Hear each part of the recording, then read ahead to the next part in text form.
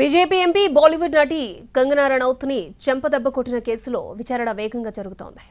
CISF constable Kulwinder కౌర్ను అధికారులు suspend చేశారు. మరోవైపు రైతు సంఘాలు కుల్విందర్ కి మద్దతు ప్రకటించాయి.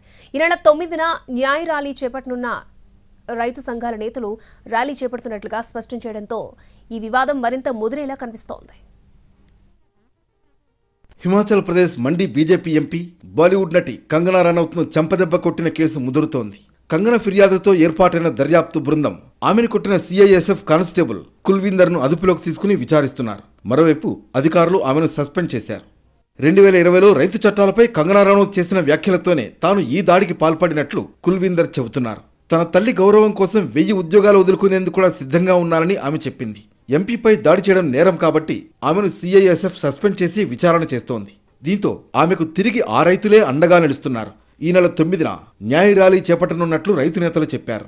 విమానాశ్రయంలో ఈ ఘటనకు దారితీసిన సంఘటనల క్రమంపై సరైన విచారణ జరపాలని డిమాండ్ చేశారు.